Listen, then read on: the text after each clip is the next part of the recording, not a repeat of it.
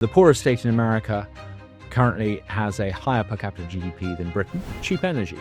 Mississippi didn't go in for any of that green nonsense. All of the Boris Johnson, Carrie Johnson nonsense that has wrecked the British economy.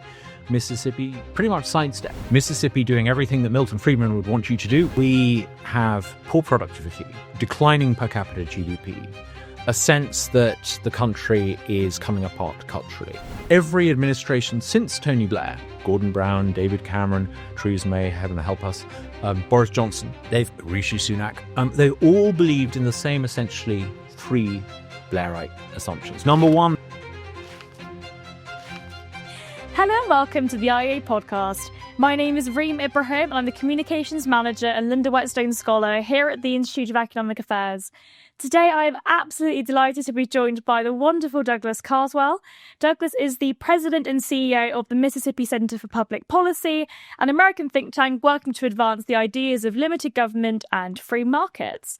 Prior to his work in Mississippi, Carswell served as a Member of Parliament here in the UK for 12 years and co-founded Vote Leave, the official campaign that secured victory in the 2016 EU referendum.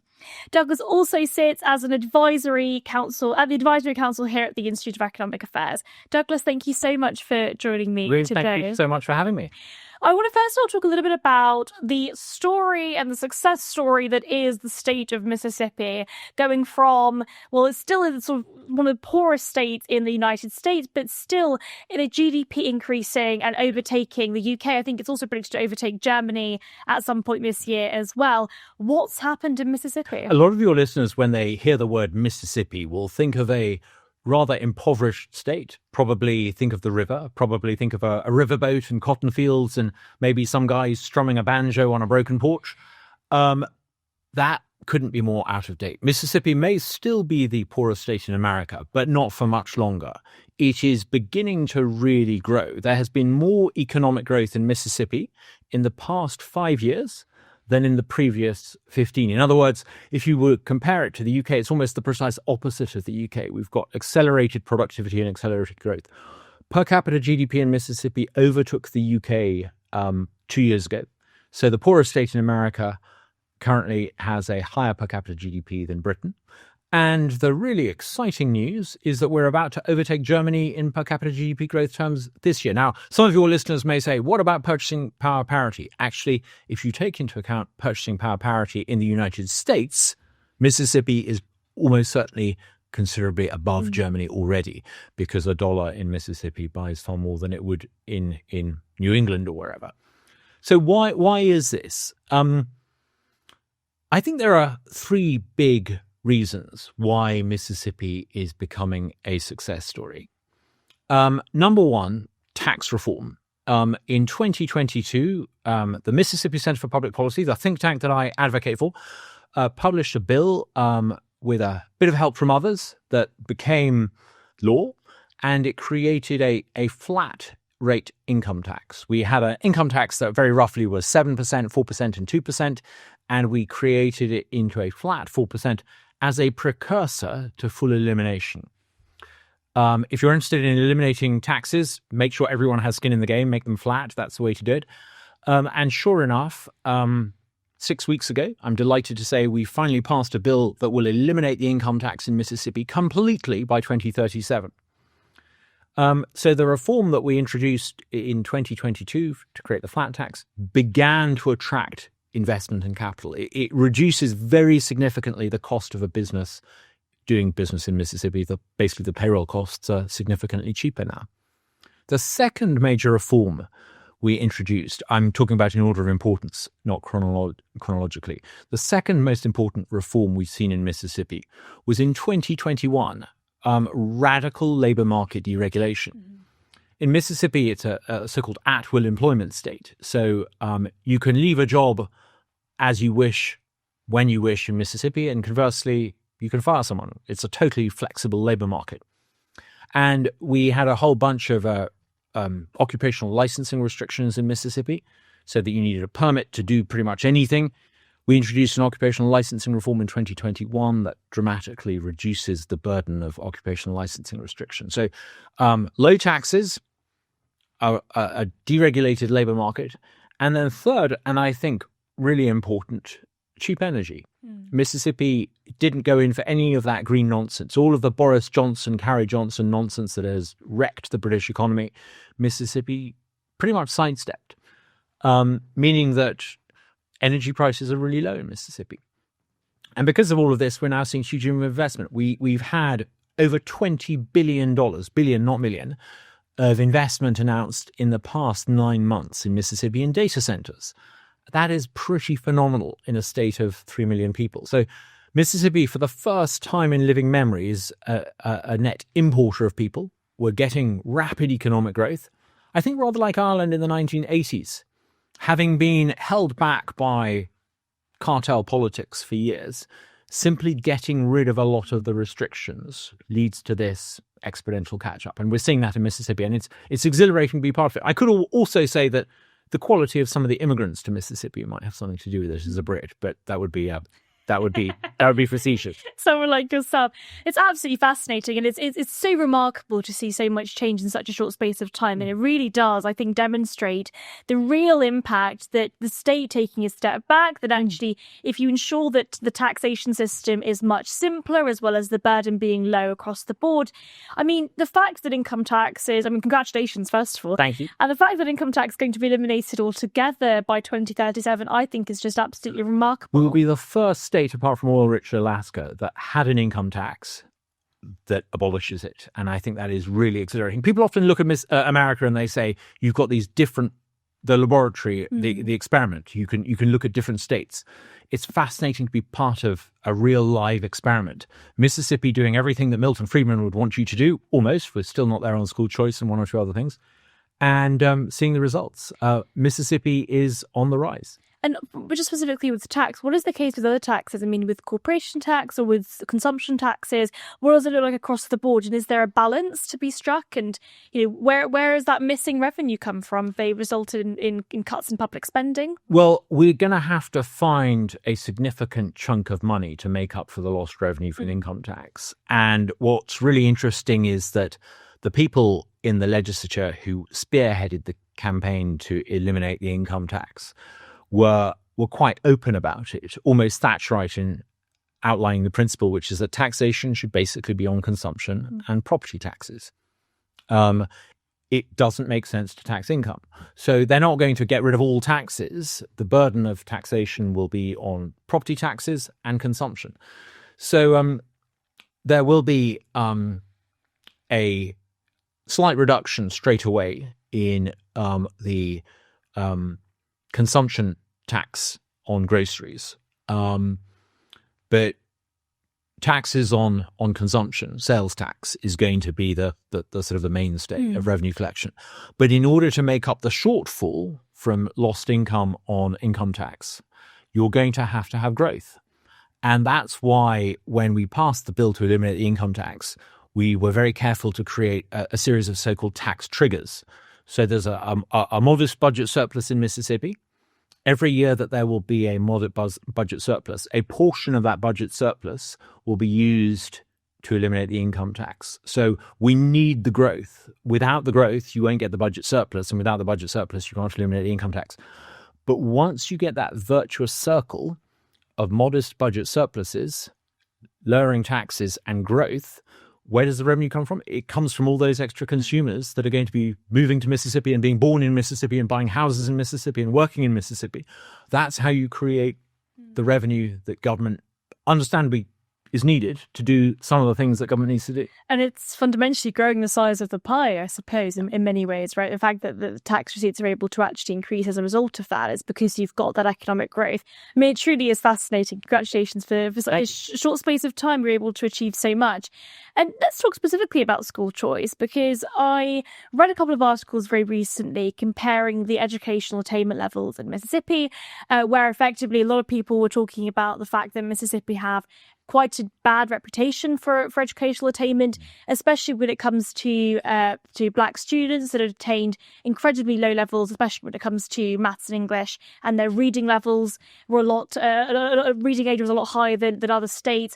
And that seems to have changed, again, quite dramatically in the last few years. What's happened? It annoys a lot of my friends in the Midwest when I point out that Mississippi reading standards and math standards are now better in the public school system in Mississippi than in the Midwest. Now, some of this is simply because a decade ago, we had a very enlightened governor, Phil Bryant, friend of Nigel Farage. And Phil Bryant did something very clever. He did something that I think Nick Gibb, the former Tory minister, would understand. He insisted that people use phonics to learn to read. And this focus on phonics has had a significant impact. He also introduced a piece of legislation that meant that if you weren't at a certain standard of reading by third grade, you had to repeat the year. And the combined effect, I mean, to cut through all the educationist blah blah, the reason why you're seeing the improvement in standards in Mississippi is a focus on phonic for reading and making people repeat if they're not at a certain standard by third grade. We've seen some significant improvement in that now, and there are things that other states can do to learn from that. But I think we have to also recognize we've gone about as far as you can in improving the public education system in Mississippi by issuing directives on how you can teach better. Mississippi is now surrounded on four sides by states that have universal school choice. And one of the great untold stories of America is this revolution in education. When I arrived in America 5 years ago, I think there were probably 1.5 states that had school choice. You know, Florida partly and Arizona partly, and West Virginia was about to. Now, 15 or 16 states have school choice, and 10 of those have real universal school choice. So that if you're in somewhere like Arkansas now, the neighboring state to Mississippi, you can, and the average private school fees in Arkansas is about $6,000. If you live in Arkansas, you can contact the state government basically at the beginning of the year and say, I want my $7,000 for my child. And you can then take your child and that money to any school, public or private. If you're happy with the school they're in, great, they stay. If you want to move to a different public school, great, move, provided there's room. And if you want to say, you know what, I'd rather my child was educated outside the government sector altogether, great, fantastic, you can do that. And so you're seeing this revolution in school choice in particularly the southern United States. Now, in Mississippi, we've not yet been able to do this. Some of the forces of reaction have prevented us from doing it. We're partly there. We're laying the groundwork for a school choice revolution in Mississippi. Every child in Mississippi now has a personalized budget, their money, a dedicated number of dollars. We tried this session to make sure that their personal education budget could be fully portable and they could take it anywhere they wanted within the public school system. That was defeated by a reactionary lieutenant governor who doesn't like school choice. But I think, like in Texas, those so-called Republicans who stand in the way of school choice will come to a sticky end. That's really interesting, especially when we're thinking about the psychology of it. I mean, so I used to teach children, and I remember teaching phonics very specifically, especially to children that were. I actually had one child who spoke fluent Welsh, who grew up in Wales, but then family moved over to London, and so he had to learn phonics all over again. And so he was a bit older than his peers with that. But it is really interesting, especially when we're thinking about the kind of process of education, but treating education like a market is an entirely separate issue. And actually, when you allow families and individuals to make those choices about the kind of schools that they want, the incentives are exactly the same in education as they are in any other system. And no two kids are the same. Yes. So why rely on a system of education created in 19th century Prussia on the edge of an industrial revolution, where the whole idea was to create a regimented society? Why in the age of total self-selection, where you can decide what apps you have on your phone, do you have a curriculum for your child that is identical to the kid next to them? It's an insane way of doing it. Give families control over their share of the budget. Create some safeguards if you want. I get that. I sometimes worry that there may be unintended consequences with some of the ESA programs and school choice. But with a few safeguards and a learning experience, you can create a system of mum and dad having control of their share of public tax dollars. And I think it will work much, much better. And it will raise standards. It will mean variety. It will mean choice. We're going to look back those southern states that have done this are going to look back in 10, 15 years and think, why didn't we do this a generation before? It's really, really fascinating, especially because the money is following the child. It's actually, I mean, in the UK, technically, we have that system in which money does follow the child. So if one child leaves one school, the money leaves them and goes to the next school that they decide to go to. So we have a very, very social element of that. But of course, there is less of a competitive market in education. And I think this does hark back to everything that Milton Friedman argued for in Free to Choose, where he said that actually the state can still fund education. There is still that basic level of money that's being spent on education for each child. But the families are able to choose where they get that money from. The UK side is heading in the wrong direction. There were some good changes introduced by Lord Adonis and Tony Blair in the latter stages of the Blair government. Michael Gove built on those, and it allowed a degree of autonomy from academies and charter schools. I remember having a conversation with Michael Gove when he was in charge of education and we were still in opposition. And I asked him if he would be interested in the idea of school choice, of an American-style school choice program. And he said to me, no, his focus was going to be on what are essentially, he didn't put it in these terms, but what you might call supply-side reform, improving the quality of the schools. And I remember saying to him, if you do that, it will be reversed when you no longer have a majority or when there's no longer an education minister that believes in these things. And sure enough, that's what's happened. There was a significant improvement in teaching standards in the UK thanks to the Adonis, Gove, and let's be honest, Blair reforms.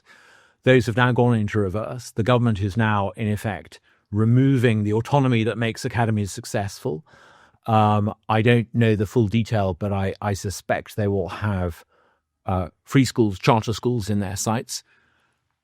Imagine what might have happened if Michael Gove, instead of doing all that, had given every family in the United Kingdom a legal right to request and receive control of their share of local education authority funds. It would be rather like Thatcher giving people the right to sell, to buy a council house. It would create a huge constituent of people with an interest in supporting the centre right on this.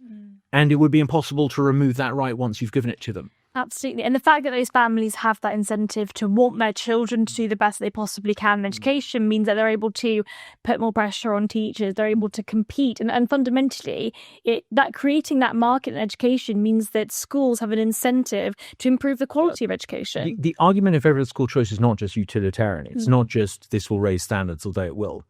It will do a reverse Gramsci. This country has been taken over by a radical left-wing agenda, largely promoted through teacher training colleges and the education system. It has normalized extremist Marxist ideology. The only way you can undo that is by destroying the ability of the state to indoctrinate young people. And the only way to do that is through school choice. I'm afraid we have to add to that very long list of Cameron-era, Gove-era government failures the wasted opportunity to use their majority in Parliament to do any significant reforms. They built on the Adonis reforms, which was great, but as we see, they go into reverse. Conservatives like Michael Gove will often, slightly baffled, I think, wonder why it is that the country has moved, or the official establishment part of the country has moved in such an extremist leftist direction. Well, maybe your failure to give parents control over their children's education for 30 years might have something to do with it. I think it's really interesting, specifically with education and the way in which things have gone in the UK. I mean, we can look at this from primary schools all the way through to universities, in which, I mean, so many cases, families have no idea what their children are learning. And unless they have that time to instill particular values in their children, it is the teachers and fundamentally the curriculum, the government bureaucrats that are instilling their values in those children. The bit of my job I like more than any other is to talk about free market ideas and American exceptionalism to young audiences. And we run a program in Mississippi that does that. When I was here in the UK, I used to volunteer to go along and talk about free market economics at schools. Being able to do that for a living it's wonderful. This zeal I have for promoting free market ideas is wonderful. And the reason, Reem, why I find it so extraordinarily rewarding is because so often when you're talking to a group of 15, 16, 17-year-olds about free market ideas, it's the first time they've ever heard it. And you can see in the audience the light bulb go off in their head.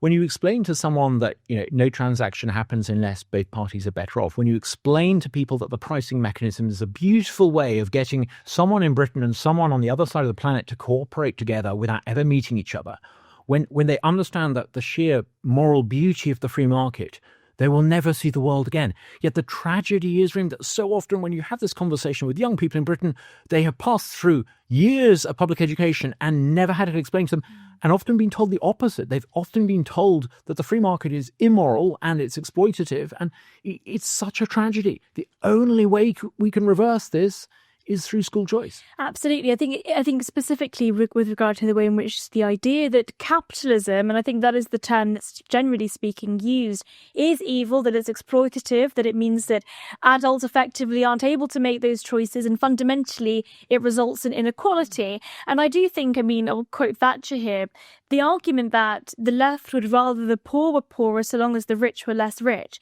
I think that's fundamentally true. Inequality as a measurement of economic prosperity is incorrect. The fact of the matter is we can have high levels of inequality, but the poor is still better off. And that's fundamentally what that allows to happen. I spoke at your Leadership Academy in Mississippi last year. You remember it made quite an impact. It was very fun. And I spoke about the morality of capitalism. And I think that fundamentally the way in which we think about free markets as a system of consent, I think that argument does land with young people.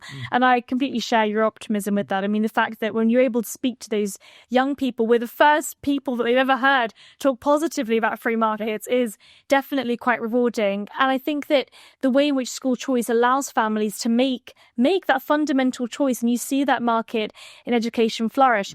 What do you think is the future with Mississippi's education system then? Do you see this occurring? Do you think school choice is going to be implemented? We've taken step one towards universal school choice, which is to give a personalised budget to every child. That's a precursor to then allowing them to take the money anywhere within the public school system. We're having a special session of the legislature any moment now. And I'm very much hoping that is put on the agenda.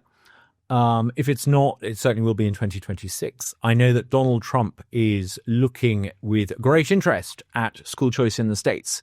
And I am very confident that as and when there is a bill in Mississippi that supports his agenda on school choice, I'm confident that Republicans in the legislature will support that. I think it will happen. I think it will happen. The sooner it happens, the better. I can sit here and I can say, well, it might happen in a year, 2 years, 3 years. Hang on. If you're a 7 or 8 or 9-year-old, it's one heck of a difference as to whether you get school choice now or in 3 years' time. So the sooner we do this, the better. Absolutely. Well, good luck with that project, Douglas, and I'm sure it'll be very successful. Thank you. Let's move on to talk about your plan for the United Kingdom. Now, of course, you have extensive experience in politics in the UK. You've been able to really, I think, quite dramatically change the way in which we think about the state and its relationship with the individual. The fact that the state is incredibly bureaucratic. You spoke about the administrative state in the past, and I came across your article this year entitled Milestones, 9 Steps to Restore Britain. Tell us what those 9 steps are and why you think they are the solution to solving Britain's economic crisis. Well, I'd rather sort of zoned out from UK politics and focused on Mississippi, but I occasionally would glance at my social media feed about the old country and feel this incredible sense of sadness about the condition of the country. Britain is in a pitiful condition. We have poor productivity, declining per capita GDP, a sense that the country is coming apart culturally. And I thought I wanted to do something about this. Now, I sort of slightly lost track of the number of people who said, we need a strategy to deal with this. And so I thought one rainy Sunday afternoon in Mississippi, I thought I'll jot down a few ideas. And I started off from the basic, what is the problem? Britain doesn't just need a change of government. Britain needs a change in how the country's governed. The reason why Britain is in a sorry mess, it's not because people with blue rosettes or red rosettes have been running things. It's because basically for 28 years, almost 28 years ago to the day, Tony Blair was elected. And since then, we've had a succession of Blairite governments. Now, Tony Blair may have only been Prime Minister for the first 10 of those 28 years, but every administration since Tony Blair, Gordon Brown, David Cameron, Theresa May, heaven help us, Boris Johnson, Rishi Sunak, they all believed in the same essentially three Blairite assumptions. Number one, they believed in the infallibility of the expert, that you can have the Bank of England set interest rates or the Sage Committee put us under house arrest and it will lead to good public policy. The second assumption they've all had is that you can tax and regulate the economy, but provided you slosh enough monetary stimulus at the economy, you will get growth.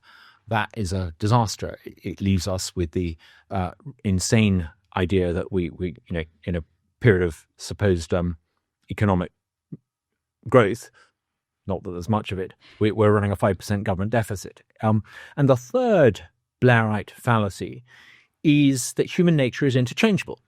This is a sort of radical leftist position that the Blairites have imposed on us.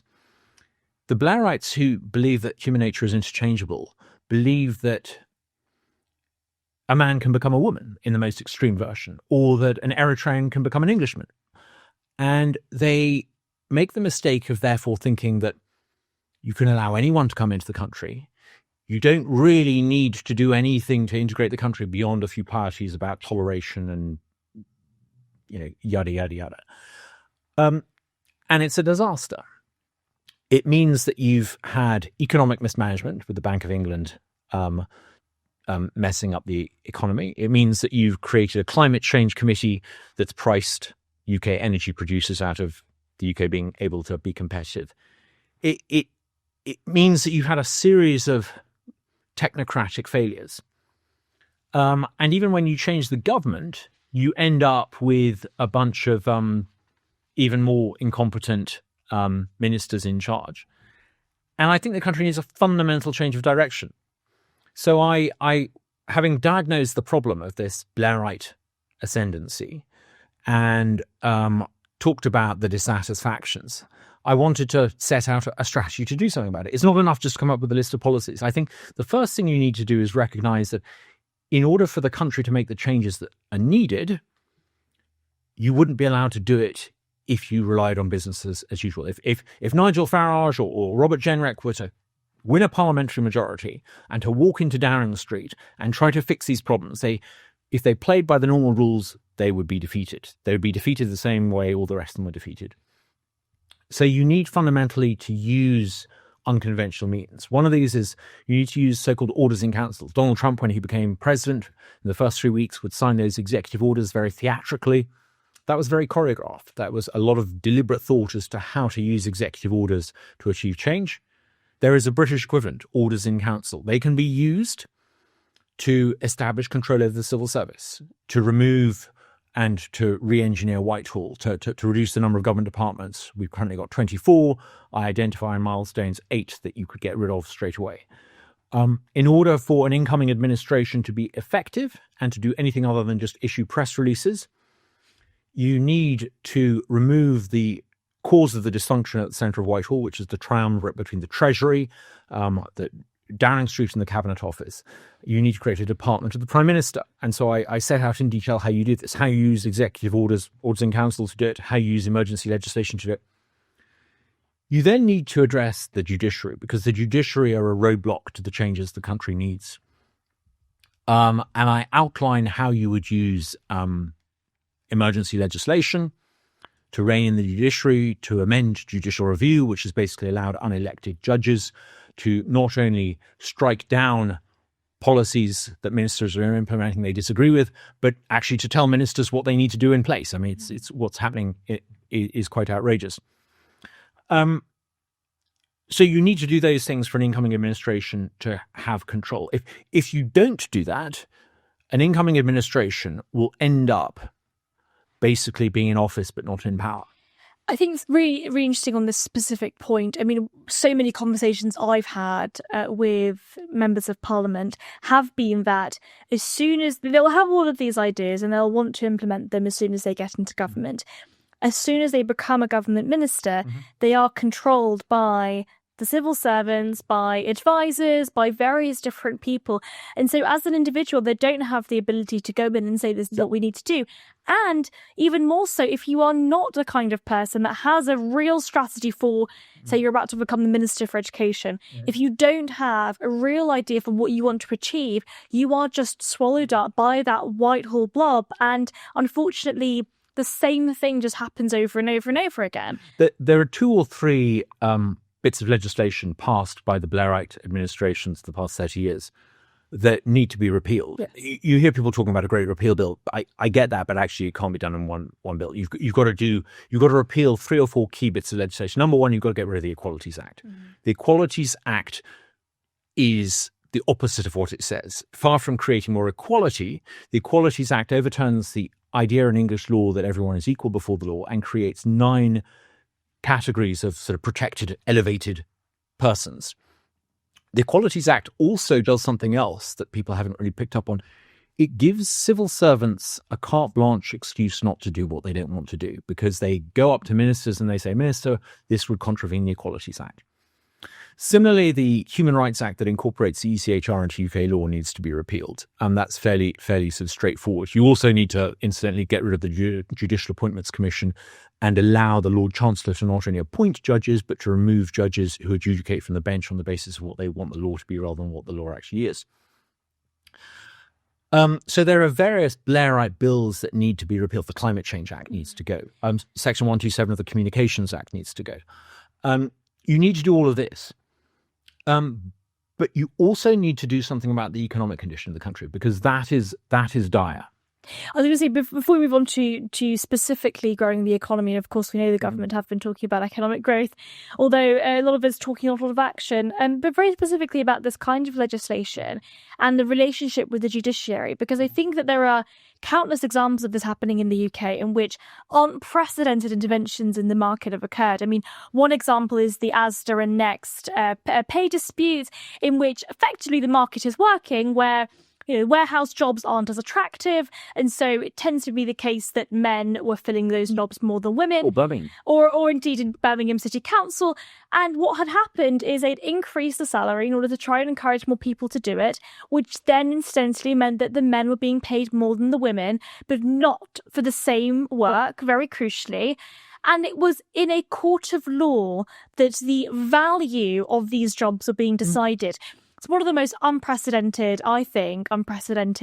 interventions in the labour market. And what it does, it signals that a government bureaucrat or indeed a judiciary can decide the value of work rather than the market. It's absolutely insane. It's absolutely insane. I mean, it almost sort of harks back to the Middle Ages when guilds would determine what the value of labour was. And under English law, we abandoned that sooner than continental Europe, which is one of the reasons why we had a sort of proto-capitalist takeoff in England. The idea that a judge can decide whether or not 2 people should receive a certain wage for doing different functions, it's nonsense. Actually, I'm surprised there's not more anger. I mean, look at Birmingham, our second city. Given the uncollected rubbish in Birmingham, bits of it look like a third world country. Yeah. And this is a direct consequence of DEI judicial activism, where judges have said, you're not paying staff what you should be paying them because of these disparities, gender disparities. And it has made it impossible to run the city council in our second largest city, as a consequence of which rubbish is not being collected. It's a sort of dysfunctional way of running a society.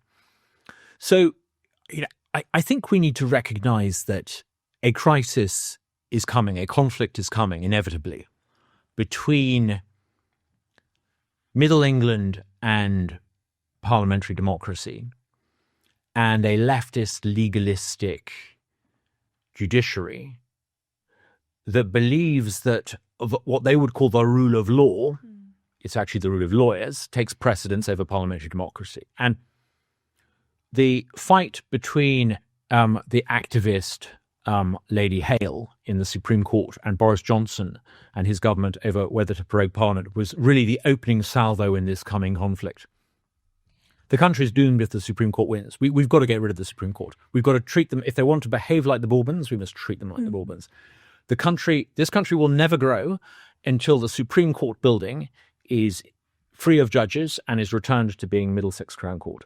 This is the Great Repeal. Just reset all legislation back to 1997 and we can start from there. Let's drive these people out of public life. Absolutely. I completely agree with you. And I think very specifically the fact that they've been able to completely overhaul legislation, it also does completely obfuscate parliamentary sovereignty. And it means that what happens within Parliament and what happens with elected politicians, whether you like them or not, they have democratic legitimacy. These people do not.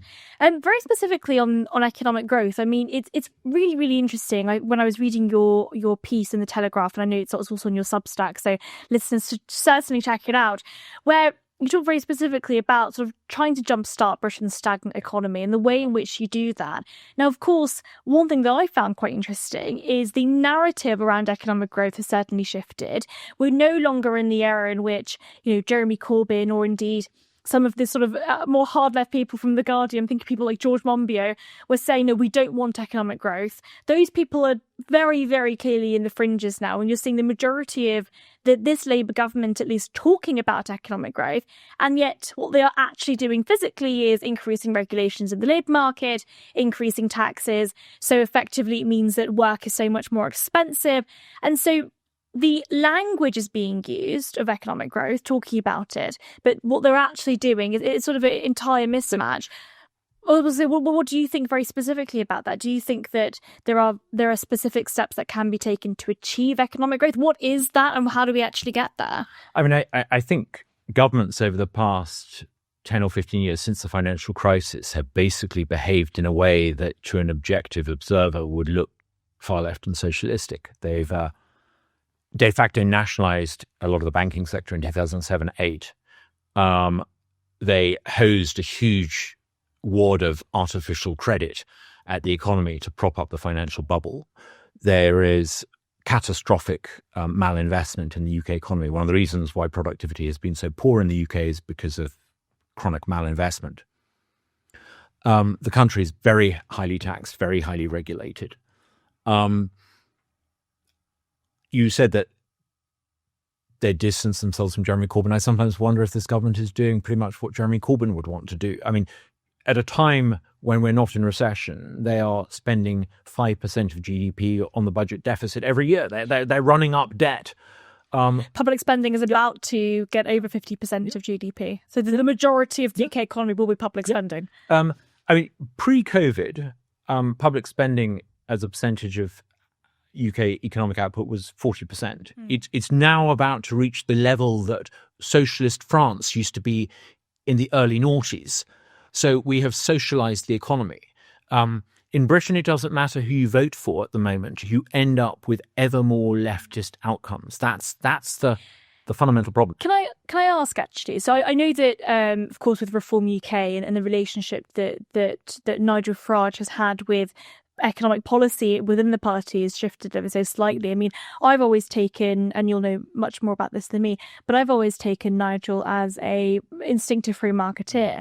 And yet the policies that have been announced by Reform, at least since the election, have been pretty interventionist. I mean, nationalising British Steel. Nationalising British Steel, the energy policies that Richard Tice announced. I mean, saying that we're going to subsidise certain sectors, saying that we're going to tax renewable energy, that we're going to force the national grid to put wires underground, which would increase their cost tenfold. I mean, where is this all? Well, this is actually a great opportunity because the country is being driven into the ground by the Blairite governments that have, despite talking pro-market, have socialised the economy. And all of them have done this to the point where the 50% of GDP, the government spends equivalent to 50% of GDP. You can't open your front door as a businessman in the UK without a permit of some kind. The critique of this offered by Reform seems to be that we need more state intervention to fix problems caused by state intervention. Now, there's an opportunity there, isn't there?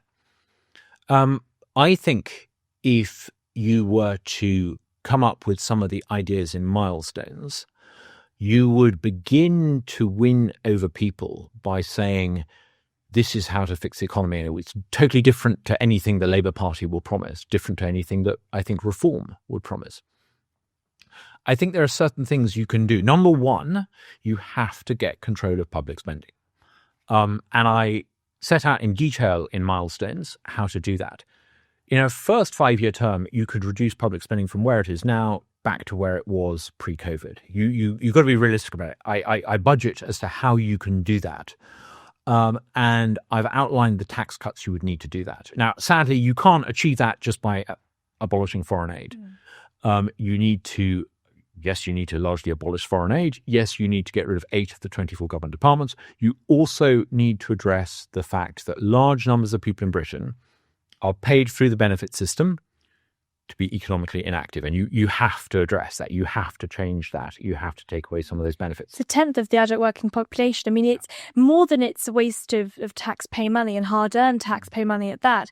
But it's a huge, huge waste of human potential. Let's not be apologetic about this. Yes. This is, if you accept the moral prism through which the left wants you to discuss this, you're doomed. If you are being paid by the state to sit at home and play video games and eat pizza, you are not leading a purposeful life. No. And we should not hold back for a second and apologize remotely for taking your benefits away. Not because we're heartless, but because what a waste of a human life to be paid to sit on your backside like that. Take those benefits away in order for people to have a purposeful life. Absolutely, especially when a lot of those claims are being made on the basis of mental health. I mean, where is the evidence? Show me the medical evidence that the best thing for a depressed person is to sit on their backside and eat pizza at home. One of the reasons why I think there is a problem of neurosis in the country, and I think there has been a problem of neurosis, it's partly because of the hysteria over lockdowns. That had a hugely damaging effect on the English psyche. A loss of a sense of purposefulness. People trying to create a moral code by looking at the virtue signals on their Twitter feed are not going to end up happy. In order to improve the mental health of the country, I think the best thing you can do for a lot of people who feel detached and that they've lost direction is to have a job. A job gives you a sense of purpose. As an adult, particularly as a young man, going out and doing a job that earns an income to provide for your other half and your family is a deeply rewarding thing. There is anyone doing that, no one ever doing that can possibly have a bad job. Yes. No one can have a bad job. That is, it speaks to a deep part of the human psyche. Biological part absolutely, of the human psyche. Absolutely. Yes, absolutely. And if you create a welfare system that creates incentives not to do that, then you are going to have a lot of these problems. So remove the benefits from people. Now, there will be people who, through no fault of their own, are genuinely unable to work. I was a member of Parliament for Clacton for 12 years, and I sat in constituency surgeries dealing with benefit cases. And I know there are people who are genuinely deserving, but I also know there are a heck of a lot of people who aren't deserving. You need unashamedly to make that distinction. I think that that's proof in the numbers, right? I mean, there was an NHS Confederation report that was drawn with Boston Consulting Group a couple of years ago that effectively looked at the number of students, the number of people that were economically inactive because they were students, to then being economically inactive because they were signed off as long-term sick. 65,000 people in a single year went from being economically inactive because they were students to then being economically inactive because they were signed off as long-term sick. The proof is there. Yep. So in milestones, I identify the reforms you need on universal credit payments and PIP payments. Mm-hmm. And I for years in this country, to have this discussion would have to be done through the BBC. And you would always get the BBC person implying that you were heartless and then cutting to a vox pop of someone who was deserving to make. Forget that. We don't need to have that argument through the prism of the leftists. We can level with the British people that it is, if you want your children and your children's children to have a higher standard of living than you have today, you need to address this. You need to stand with us as we cut public spending. Once you've cut public spending, and I set out in detail how to do it, you can begin to introduce tax cuts. Now, I think you've got to be realistic, and I set out how to do this. You need to prioritize, I think, tax cuts in 3 areas. Number one, income tax. I'm a great believer in reducing income tax. Mississippi. As in Mississippi. It's an insane thing to tax income. You want people to have a higher income, so why tax them for having an income? Now, sadly, we won't be able to eliminate the income tax in the UK, But you can move towards a flat income tax. And I propose how to do this. I would, in the first term, right away eliminate the 45% threshold. That's revenue neutral. In fact, introducing the 45% threshold has reduced revenue compared to projections. Get rid of the upper band, 45%. Start to raise the 40% threshold from roughly 52,000 to 57,000 over the first 5-year parliament. That would give a tax break to 5 million households. The long-term aim should be to raise the 40% threshold to incomes over 100,000. That's a very long-term but doable projection. If you do that, that would mean that the bulk of people in Britain paid 20% income tax rate. That is the best I think you can do.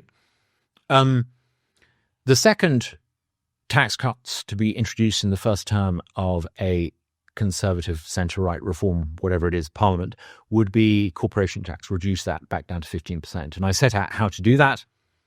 You need to do it from the current rate down to 15%. And the third cut you need to make in the first 5 years is VAT. VAT was introduced to 8% when we joined the EU. It's now at a ruinous 20%. It's an insanely high rate.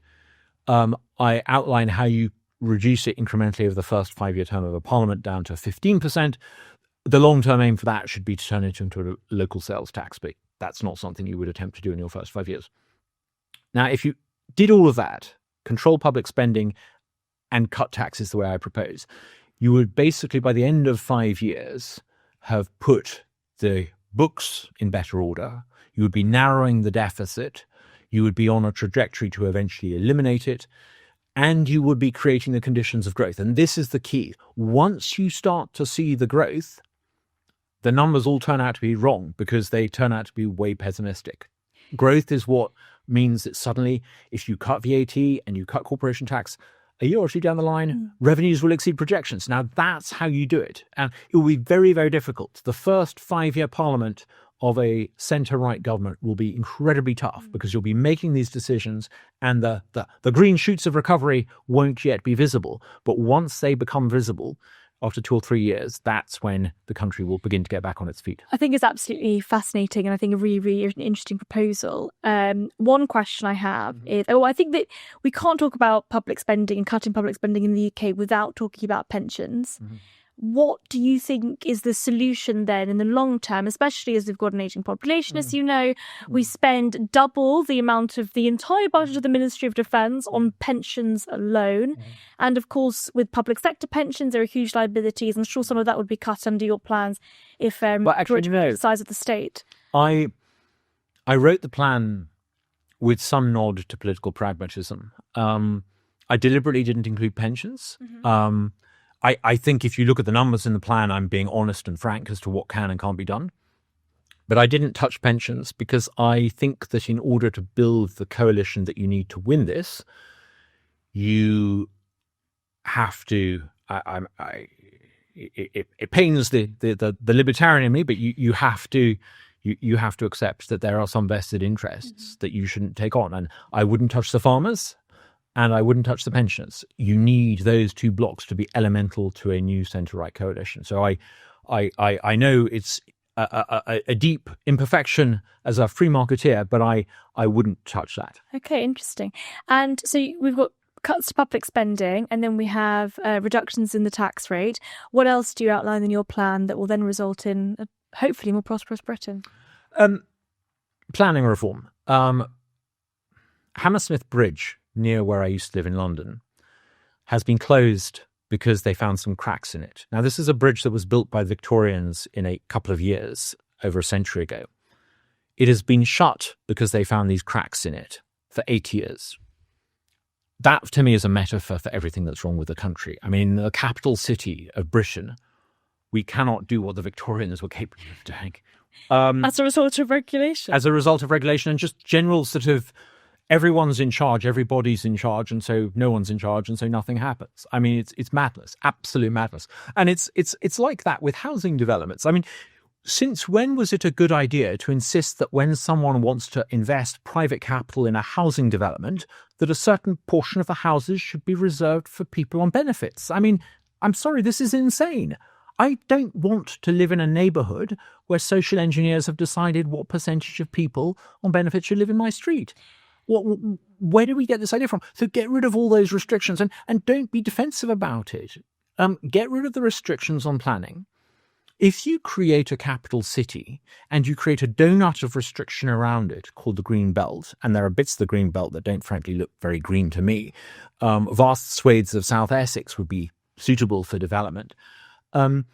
If you create a donut of restriction around the capital city and then allow in large numbers of people to come in, what are you going to do? You're going to create a capital city in which young people in their 20s have no chance of owning a property. It's madness. And madness. It has those political implications as well. What's interesting about the social implications. Yes. One of the reasons why historically people have moved to cities is to seek their fortune, the tale of Dick Whittington. And it's not just their career fortune, it's to find their partner. This is sociologically, this is why people move to cities in their youth and move out of cities when they've found their partner and established a little bit of capital. One of Britain's problems is that in our capital city, that isn't functioning anymore. And you can see it visibly in London. Places that I remember 10 years ago being thriving, full of young people, celebrating the end of a hard day, mingling with prospective partners or whatever, they're gone, they're shut, they're gone. It's not just a hang-up of lockdowns. You've created a capital city in England that is reminiscent of an airport lounge. It has all the civic appeal and charm and buy-in of Heathrow Airport. You've created a giant Heathrow Airport. And this is why the country is dysfunctional. Mm-hmm. Create a radical transformation of planning so that people can build houses, where they want to have them, allow young Britons, not through some government handout scheme, but through the free market, to have the chance of owning a property. And that's how you put the country back on its feet. It's absolutely fascinating. I think specifically with regard to capital cities and also the psyche. I mean, there is the political implication. So there is that old adage, if you're 18, you're not a socialist, you've got no heart. And if you're 30, not a conservative, you have no brain.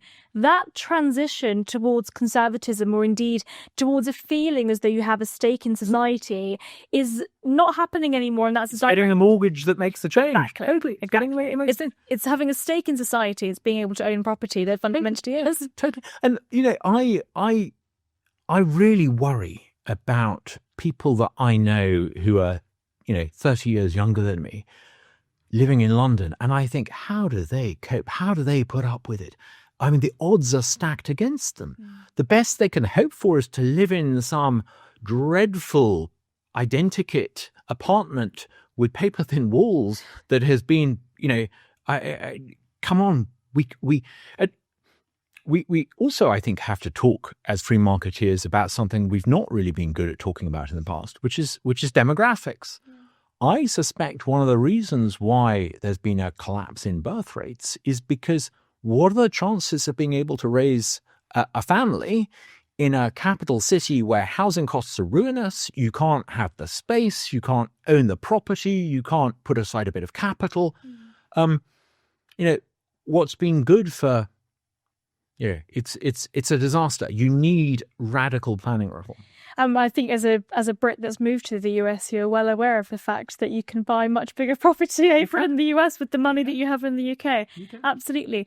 And we've been talking for a very long time, and I don't want to take up too much of your time today, Douglas. But finally, before we finish up, I wanted to ask what your personal advice would be for policymakers that are listening to this right now. If you could tell any British politician that is sat across over there in Parliament right now one piece of advice, what would it be? When Thatcher was trying to restore the country, she faced fundamentally an economic problem. And the agenda she came up with, stepping stones, the strategy came up, stepping stones to address that, was focused on economics. I think the challenge today is far greater because it's not just an economic malaise, it's a moral and cultural malaise. The country is coming apart because it's been governed by a class, the Blairite class, who believe in the universality of the human condition, that humans are interchangeable. And this has created a demoralization. It's demoralized the country. You have public museums funded by the taxpayer that give lectures and scold about the iniquities of Britain and Britain's history. You've had this great undermining of confidence in the West and the Western way of life. So I think my advice to politicians would be, yes, come up with plans to rein in public spending, come up with plans to dramatically remove planning restrictions, come up with all of these key things. And I'm disappointed that Kemi Badenoch doesn't seem to talk about the economy at all, but also talk about some of these cultural issues. There is a forgotten country out there, a country that used to be thought of as blue-collar and slightly chavvy, but it's not. It has been derided and sneered at and mocked for a generation, and it's had enough, and it wants its country back. Speak to that country. Reform is doing well, I think, because it's not just tapping into economic discontent, but a discontent of a forgotten people who are increasingly middle class as well. And I think you have to find a way of pushing back against the universalist capture of our institutions. You need to begin to unashamedly push back against it. We need to find a way of celebrating Britishness and British exceptionalism beyond trite references to tolerance. And we need to find a way of doing this, I think, fairly urgently, because if you're a mainstream politician and you're just talking about GDP growth, you're missing the point. There is a resentment amongst a large number of English people who feel that they have been ignored, demoralized, and treated with contempt. And the internet means they're not going to keep their views private anymore. They're not going to hold back. And I think anyone looking to get into government needs to recognize that. Douglas, as always, it's absolutely fascinating to hear from you, and I'm sure that there's a lot there to ponder about and think about. If any of you would like to watch or listen to more of the IEA's content, then do check out insider.iea.org.uk, and you can check out Milestones over on your Substack. Is that right? Substack, or just Google it, Douglas Carswell Milestones. Excellent. It's free. Amazing. Thank you so much.